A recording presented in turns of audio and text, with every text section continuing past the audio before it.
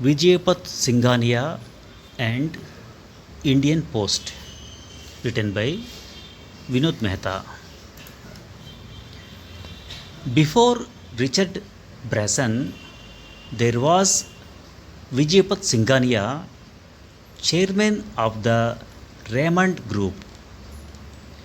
In his 67 years, Vijaypat Singhania has undertaken a solo flight in a microlight aircraft from Britain to India.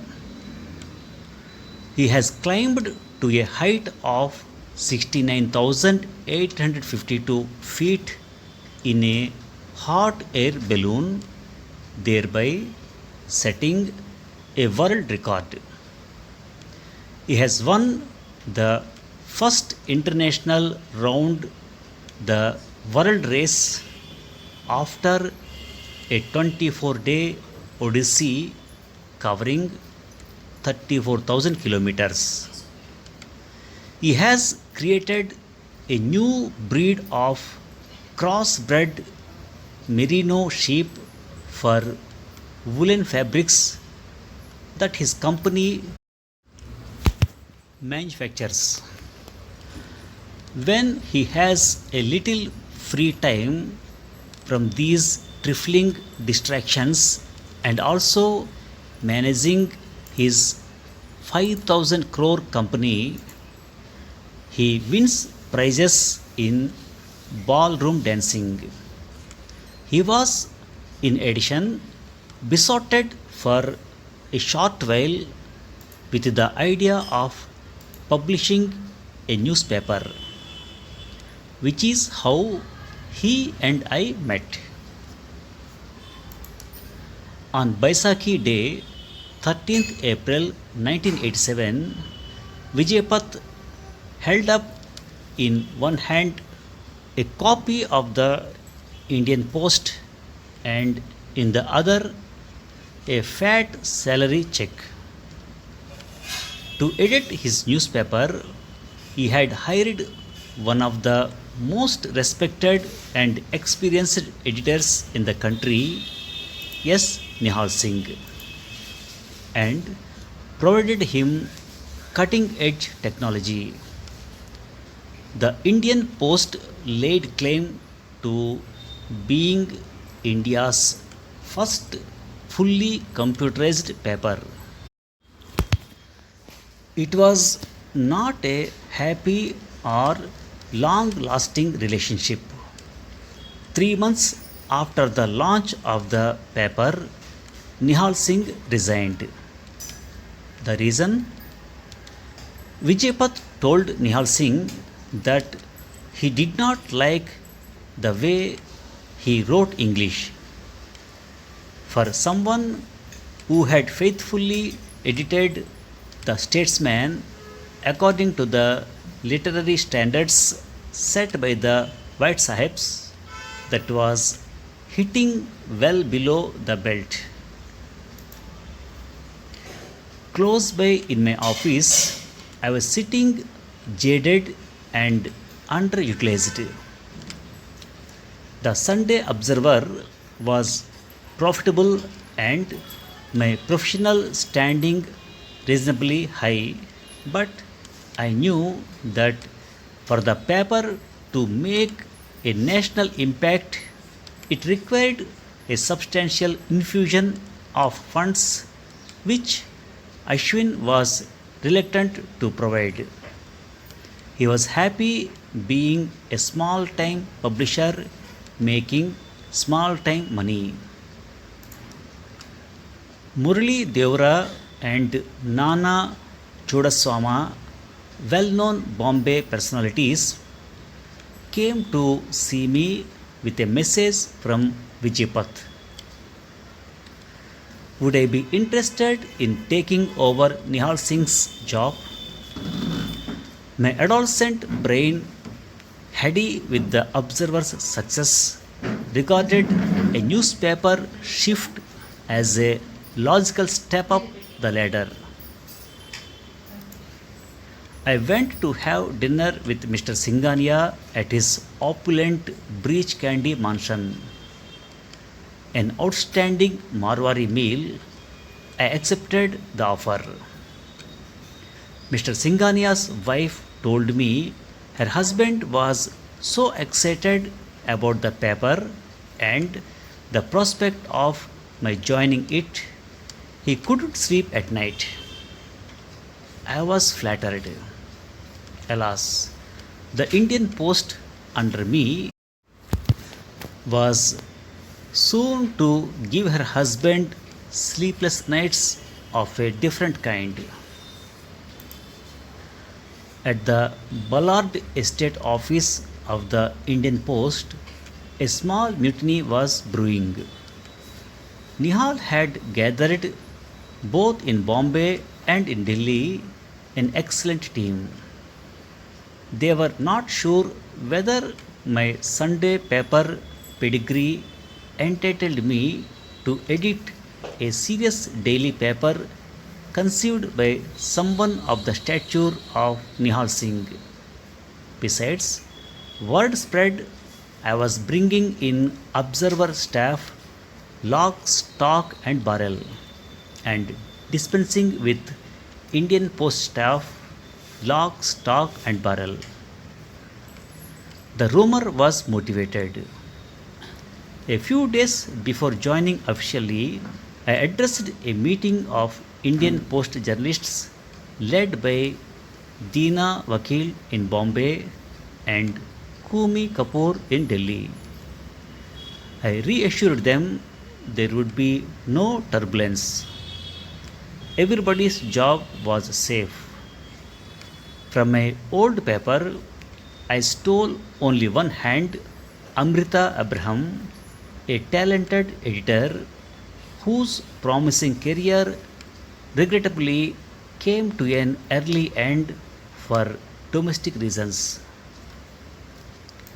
The ever faithful Moinuddin I requisitioned once again to redesign the paper, which, truth to tell, was a little dull. Consider 1987. A fledgling Doordarshan was all the television we had. The daily paperwalas had carved out clear territorial boundaries. In the north, the Hindustan Times; in the west, the Times of India; in the east, the Statesman; in the south, the Hindu. Ramnath Goenka's Indian Express popped up everywhere, punched above its weight, but remained a bit player. Avik Sarkar's newly launched Telegraph, edited by the infanta terrible M.J. Akbar, loomed unsteadily on the eastern horizon. There seemed at the time an unwritten agreement among the Big Four to refrain from breaching agreed territory. It seemed a perfectly cozy arrangement. The concept of the second paper was at least a decade away. Now, I want to create a first class newspaper, and inside that paper, I want to package a first class magazine. For the layout, Moinuddin turned out a stunning design from head to toe. I introduced a daily art space which was quickly copied by the Times of India and the Indian Express. And on the opinioned page, running as a vertical single column, I devised India's first political diary, half gossip, half buzz, and a little fact. I wrote it myself with contributions from the other post staffers. It was a big hit. On December 3rd, 1987, the new look Indian Post rolled out. With each copy, a letter signed by me was attached. Dear friend, ever since I joined the paper nearly 2 months ago, I and the entire editorial team have been working on the new look. The fruits of our combined labors are in front of you. As you must have noticed, there are departures in content, style, and design. I believe the days when a newspaper's mandate was confined to news and views, however comprehensive, are over. The Indian Post, as of today, offers you a daily which has everything a successful and professional daily must and more. What this more is, you will discover for yourself when you open the paper. The old staff who had serious misgivings about me were won over. Vijaypat, his genial son Gautam, and other Raymond executives seemed equally pleased. I was invited once again by Mr. Singhania for cheese toast and a Marwari meal. Indeed, I was invited to several meals. For an editor, it is always a good sign if your proprietor, besides signing your paycheck, is feeding you. For a guy who till recently did not have a place to live in Maxim City, I now had two flats. One I had rented near Kemp's Corner and which I subsequently bought, and the other was the company flat on Malabar Hill, of which society Mr. Shammi Kapoor was the secretary. To look after me, I had my mother and my wife. On 13th April 1988, the Indian Post celebrated its first anniversary. The paper was looking good, the reader response was good, but the management was terrible. Vijaypat's horse racing chum looked after the advertising.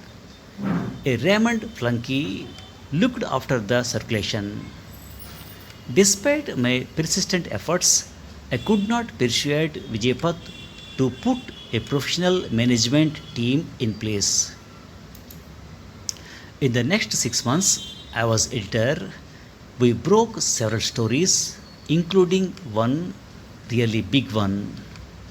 On 3rd April, my friend Dhiren Bhagat got the Indian High Commissioner in Colombo, J.N. Dikshit, to confess that the Indian government had paid the LTTE 2 lakh pounds and given 43 million pounds in economic aid for the Jaffna Peninsula in order to get the Tigers to agree to the peace accord signed between India and Sri Lanka in July 1987. Dhiren got a confirmation from the LTTE office in Madras that money had indeed been paid. In the first anniversary issue, I declared, do we have a strategy to break into a market dominated by two giants, that is, Times of India and Indian Express? Yes, we do, and we try to present it every day. The two giants have their strengths, we have ours. The intention is to provide every morning a first rate daily with a first rate magazine tucked inside it. My relationship with Vijaypat Singhania remained excellent. The Indian Post had created a new positioning. It was a quality, upmarket paper without mass circulation but with sufficient numbers to make it an attractive advertising vehicle. The first time I ever heard the word niche was in the context of the Indian Post, which increasingly was being characterized as a niche paper bought by a small, discerning, affluent readership. The Times of India, which had captured both the mass and the niche slots, got the jitters as it saw one of its constituencies under threat. I was under the impression things were going swimmingly. How wrong I was. Raymond was part of the homogeneous JK group headquartered in Kanpur and Delhi. Though Vijaypat had broken with the family to chart an independent course, the family was bitterly opposed to Vijaypat starting a paper since they thought it could get the group into trouble. Their fears were justified. In the 80s, the license quota Raj was at its zenith, and business houses were at the mercy of the government. On 22nd October, when I went cheerfully to work, a furious letter from the chairman stapled to the previous day's edition awaited me. Parts of the paper were heavily underlined in red ink. Vijaypat's letter said, I would have thought our reporting should remain a little more objective rather than make specific recommendations on individuals.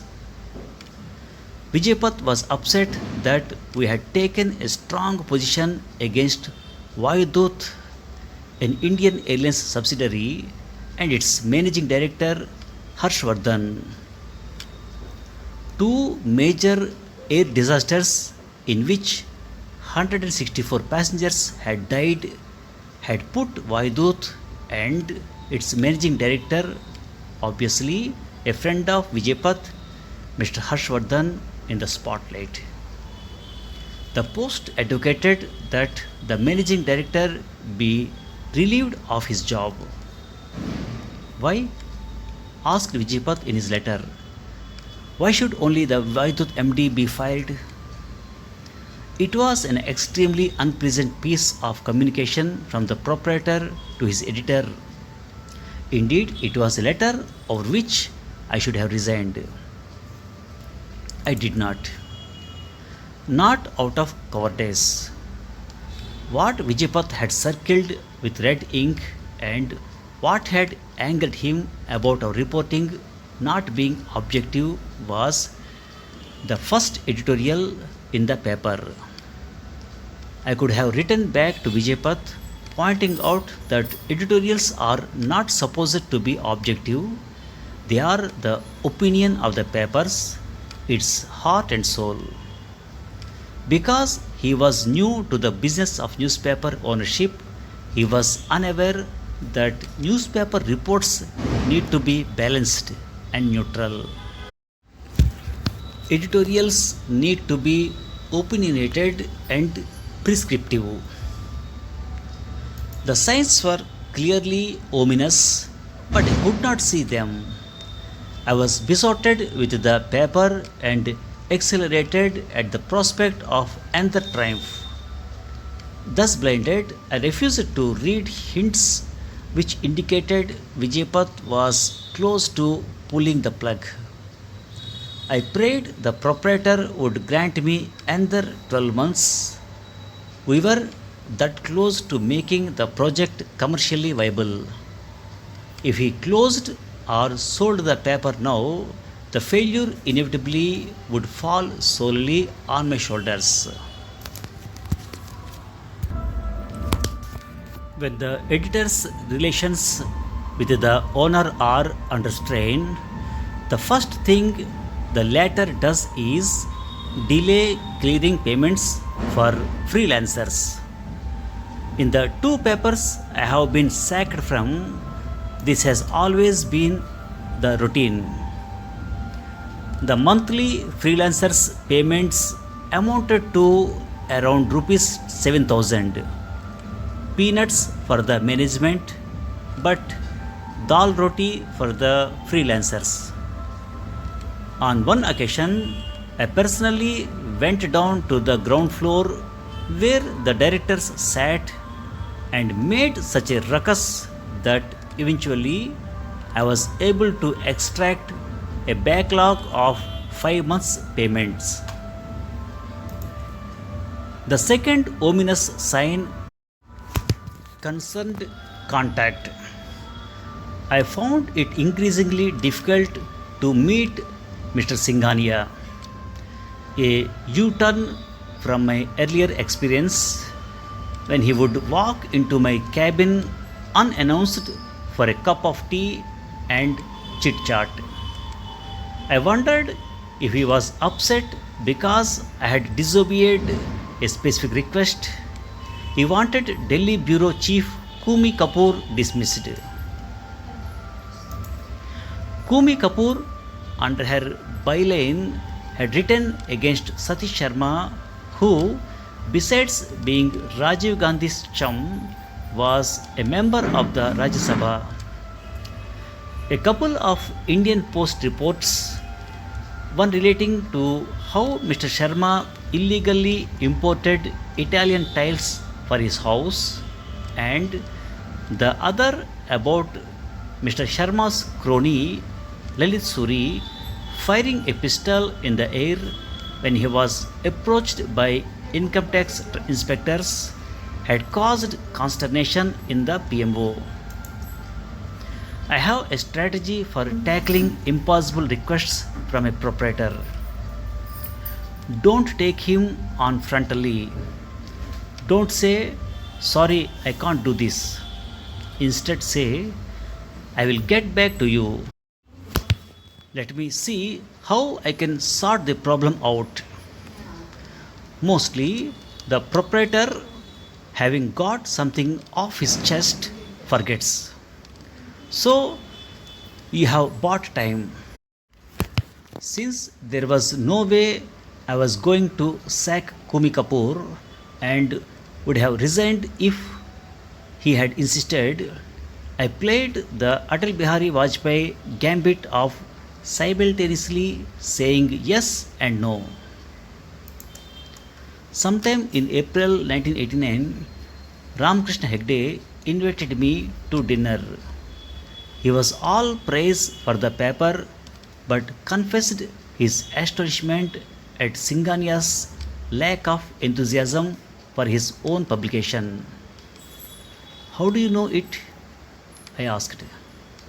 Hegde said he was on a flight with Vijaypat, during the course of which the Raymond boss disclosed that the Indian Post was causing him great difficulty, such difficulty that he now wanted to sell the paper. I was not totally surprised. All the pieces began to fall into place. I knew I was on parole. Vijaypat chose an auspicious day to send me his bombshell. 31st May is my birthday. An unsigned letter in a sealed envelope was delivered to me. It read, Dear Vinodji, some recent reports appearing in our paper against some prominent persons have caused us serious problems and embarrassment. Whether there is any evidence to support these reports or not is for you to judge, though they appear speculative and exaggerated. As a serious and credible paper, we must be very careful in what we say. I have no intention of curbing editorial freedom, as my past actions would confirm, but unless you have absolutely unrefutable hard evidence, I would request you not to permit any stories, at least for the time being, on these persons, as they can seriously jeopardize our business interests. Mr. Singhania then listed the persons. Number 1, the Prime Minister. Number 2, Amitabh Bachchan. Number 3, Satish Sharma. Number 4, Lalit Suri. Number 5, Dhirubhai Ambani. Number 6, VP Singh. Number 7, Murli Devra. Number 8, Sharad Pawar. Please try to understand my position. Thank you. BPS. It was an amazing letter, one which Vijaypat should never have written. Besides the 8 luminaries listed against whom no story could be carried, he included a line which, in its truthfulness and naivety, was breathtaking. These persons can seriously jeopardize our business interests. Mr. Singhania could have passed on this fear to me privately. The fact that he put it on paper shows he had no clue of how such a letter could come back to haunt him. When I look back, I can't help feeling a measure of admiration for Vijaypat. Instead of writing such a letter, he shared with me the appalling reality of India in the 1980s. His dilemma was every businessman's dilemma. I took a couple of days to absorb the letter. On 5th June, I replied, I am a little confused. Which reports are you referring to? While something critical about the 8 leaders may have appeared in the paper, the report could have been a charge made by another politician. The Indian Post has never carried out a campaign against anyone. For instance, 3 of the individuals you mentioned, Amitabh Bachchan, Sharad Pawar, and Murli Devra, have consistently got a favorable press in the paper. Others too have been praised. As I told you when I joined, I was sensible and reasonable enough to make the odd adjustments so as not to harm Raymond's interests. How can we blot out any adverse reference to the PM? I ended. In the circumstances, I feel it would be best for me to resign. I would like to thank you for the courtesies extended to me. I had never met the journalist Mayank Chaya, but examine his verdict on the Indian Post as printed in India abroad. The paper's editorial policies under Mehta have been nonchalant but not irresponsible. As a result, it has been unsparing of everyone and everything. Could that perhaps be the verdict on all the publications which have had the misfortune of having me as editor? Chai added, having taken over a dull paper on the verge of oblivion, Mehta was not left with any choice except making it strikingly different. It had to carve out an interesting slot between the Times of India and the Indian Express. Apart from a lively features section, the paper stood out for its highly palatable diary column. The column, by the editor's confession, carried 60% accuracy and the rest logical speculation. The diary column and the paper's frequent exposes proved too much for many in public life to overlook. Although the Indian Post never became abrasive under Mr. Mehta like the Express under Shauri, it proved more efficacious. He then gave an example.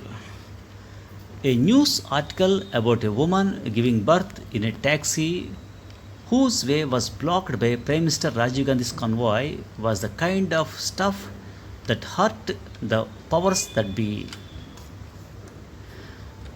The paper emphasized the article by quoting the doctors attending the woman that a further delay would have been proved fatal.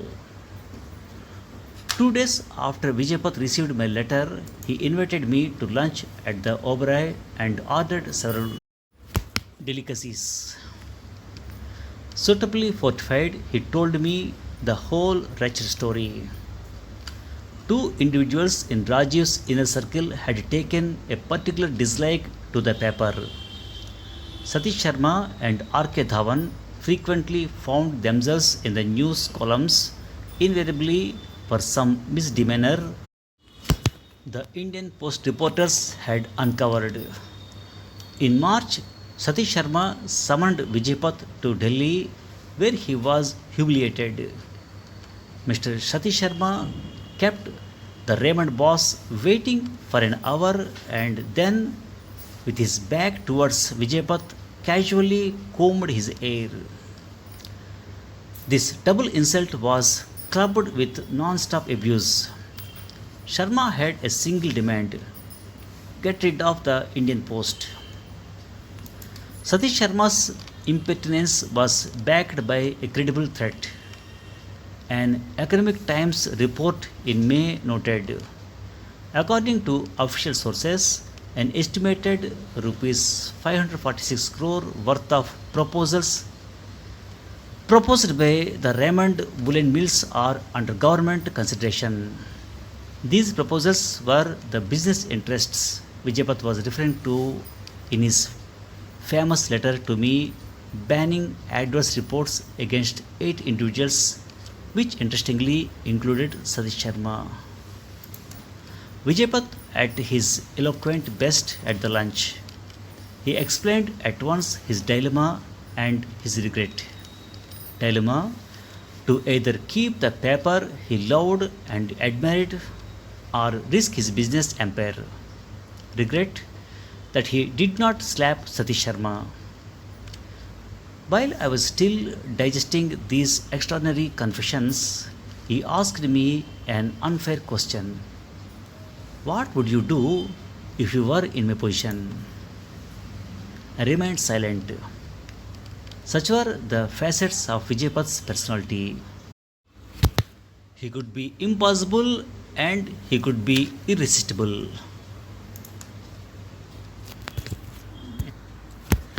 I got a better idea of what you are up against after our luncheon conversation.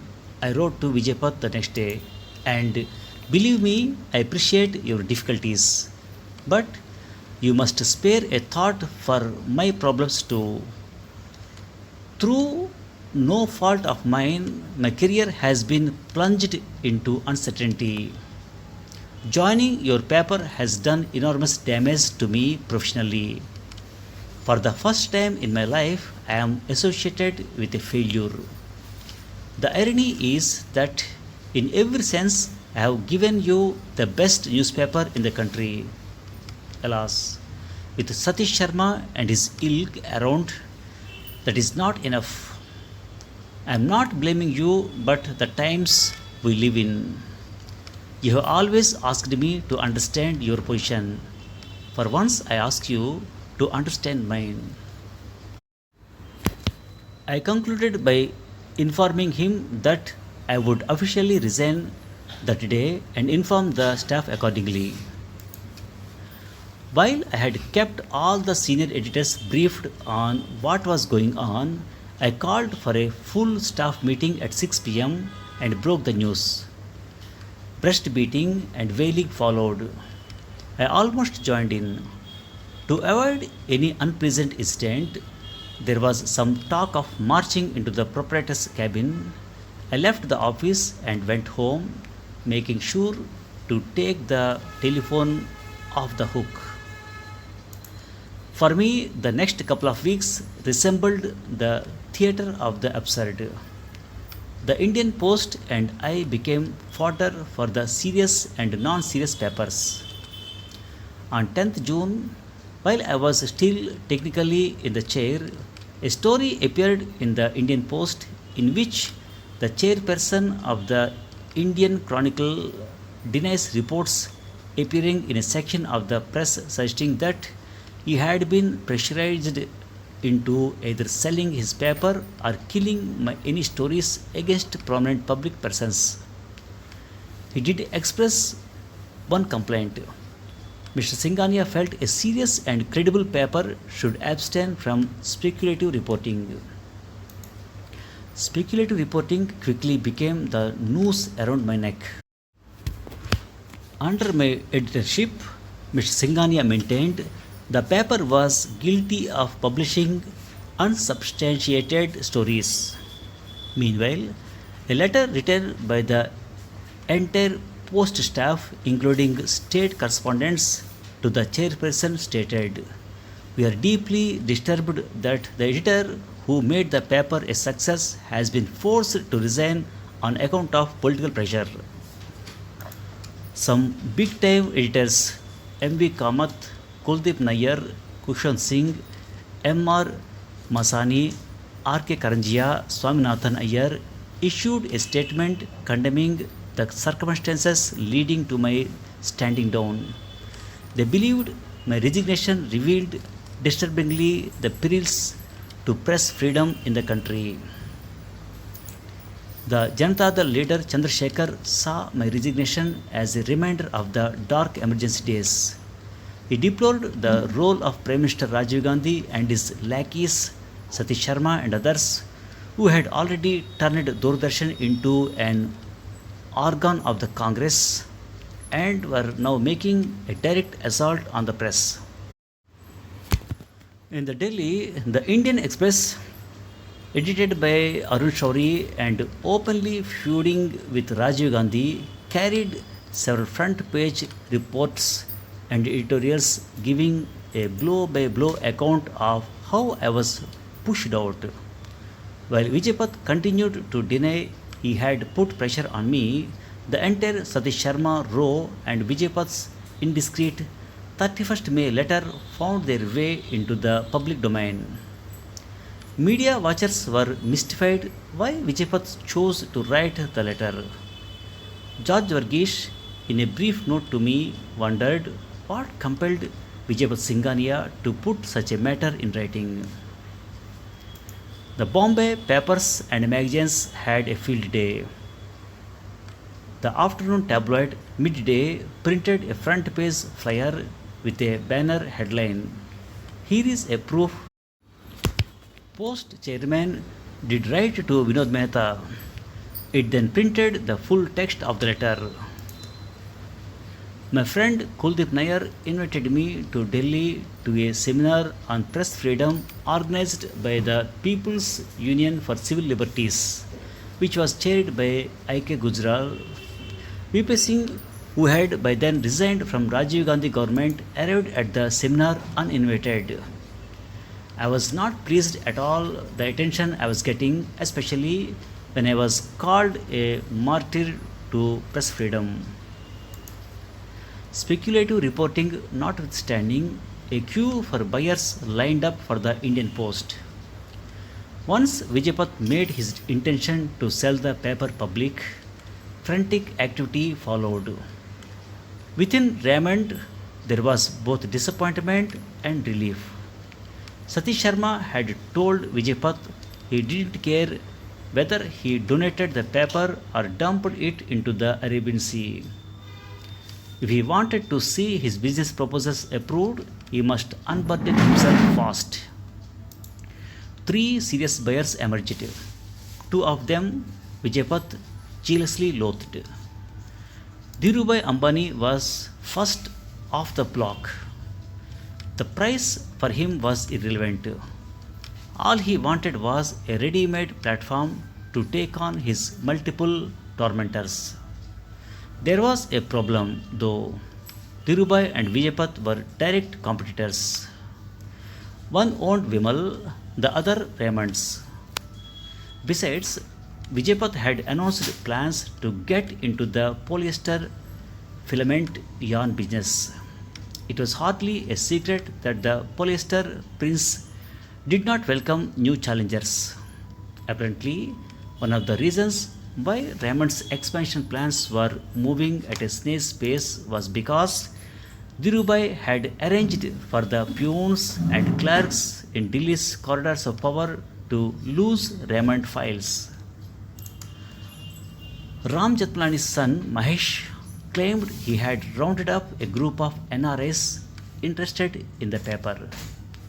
I had a couple of meetings with him, but He was terribly vague over the identity of these NRIs and what kind of money they had put together. It soon became clear to me that nothing would come of Mahesh's efforts. Thank you for listening.